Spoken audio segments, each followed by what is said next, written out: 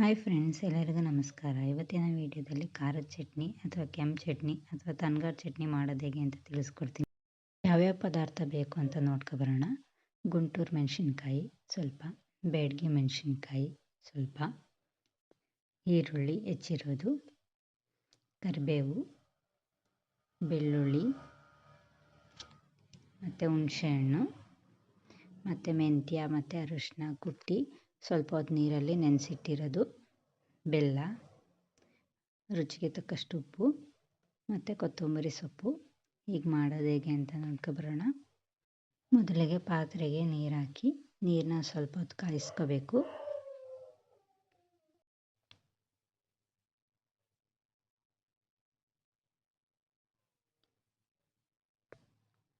ಸ್ವಲ್ಪ ಹೊತ್ತು ಬಿಸಿ ಆದಮೇಲೆ ಗುಂಟೂರು ಮೆಣಸಿನ್ಕಾಯಿ ಮತ್ತು ಬ್ಯಾಡಗಿ ಮೆಣಸಿನ್ಕಾಯಿ ಹಾಕಿ ಸ್ವಲ್ಪ ಹೊತ್ತು ಬೇಯಿಸ್ಬೇಕು, ಒಂದು 10 ನಿಮಿಷ.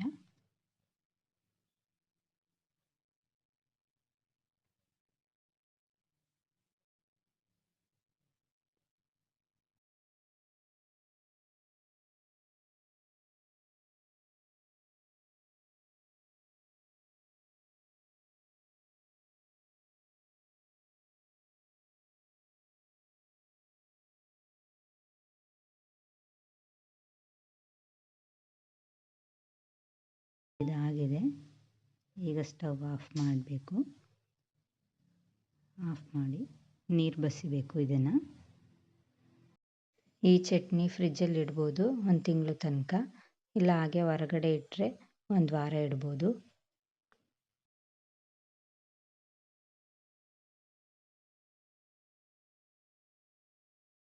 ಈಗ ಮಿಕ್ಸಿ ಜಾರ್ಗೆ ಇದು 10 ಐಟಮ್ ಇರೋದ್ರಿಂದ 2 ಹಾಕಬೇಕು. ಮೆಣಸಿನ್ಕಾಯಿ ಬೇಯಿಸಿರೋದು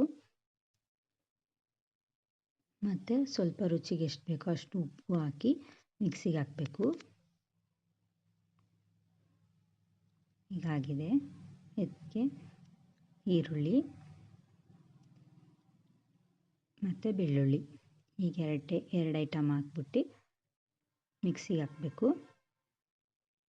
ಸ್ವಲ್ಪ ಬೇಕಾದರೆ ನೀರು ಹಾಕೋಬೋದು. ಮತ್ತು ಕೊತ್ತಂಬರಿ ಸೊಪ್ಪು ಮತ್ತು ಕರಿಬೇವು ಸೊಪ್ಪು, ಸ್ವಲ್ಪ ನೀರು, ಹುಣಸೆಹಣ್ಣು ತೊಳೆದು ತೆಗೆದಿಡಬೇಕು, ಮತ್ತು ಮೆಂತ್ಯ ಅರಿಶಿನ ಕುಟ್ಟಿದ್ವಲ್ಲ ಅದು ಹಾಕಬೇಕು. ರುಚಿಗೆ ತಕ್ಕಷ್ಟು ಉಪ್ಪು ಹಾಕಬೇಕು, ಸ್ವಲ್ಪ ಕಡಿಮೆ ಆಗಿತ್ತು. ಮತ್ತು ಹುಣಸೆಹಣ್ಣು, ಬೆಲ್ಲ ಹಾಕಿ ರುಬ್ಬಬೇಕು. ಈಗ ಒಗ್ಗರಣೆಗೆ ಸ್ವಲ್ಪ ಎಣ್ಣೆ, ಸಾಸಿವೆ, ಜೀರಿಗೆ, ಉದ್ದಿನಬೇಳೆ, ಕಡಲೆಬೇಳೆ ಬೇಕಾದ್ರೆ ಹಾಕೋಬೋದು,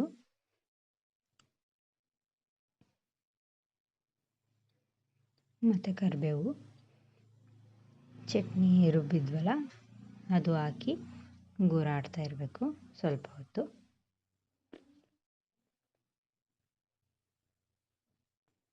ಕುದಿ ಬರುತ್ತೆ. ಅದು ಕುದ್ಮೇಲೆ ಸ್ಟವ್ ಆಫ್ ಮಾಡೋದು. ಇದು ಇಡ್ಲಿ, ದೋಸೆಗೆ, ಮುದ್ದೆ, ಅನ್ನ ಎಲ್ಲದಕ್ಕೂ ನೆಂಚ್ಕೋಬೋದು.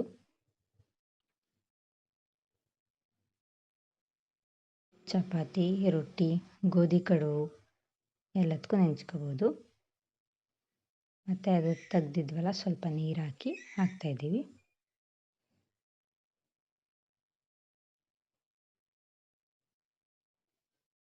ಈಗ ಸ್ಟವ್ ಆಫ್ ಮಾಡಿ